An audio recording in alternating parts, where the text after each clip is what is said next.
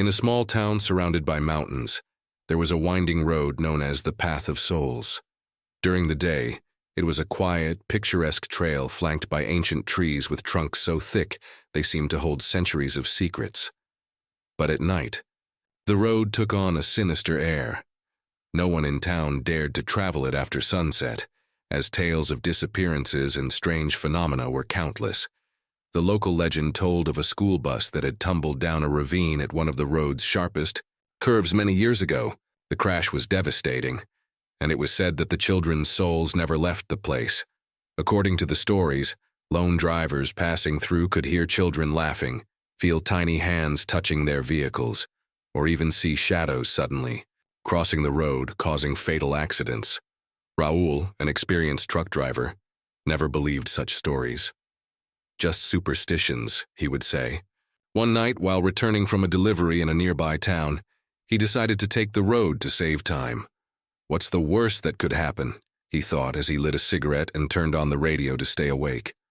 The first part of the journey was uneventful. The road was deserted, and his truck's headlights illuminated the worn asphalt. But as he approached one of the road's sharpest curves, the radio began to emit static, followed by the faint sound of children laughing.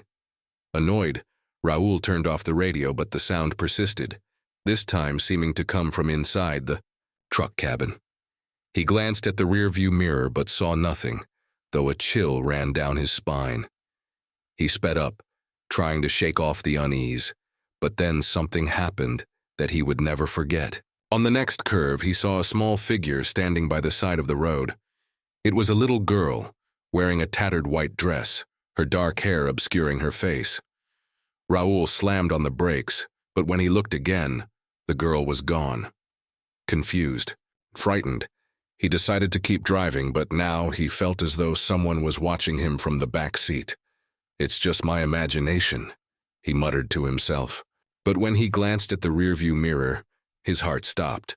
Reflected in the glass were several children sitting in the back of the truck. Their faces were blank, their eyes dark and hollow. Raul whipped his head around, but the seats were empty. Still, the laughter began again, louder this time, surrounding him. Desperate, he floored the gas pedal, but the truck began to sputter. The headlights flickered and the engine stalled right at the curve where the bus accident had occurred. Raul tried to restart the vehicle, but a new sound caught his attention. Small hands tapping on the windows.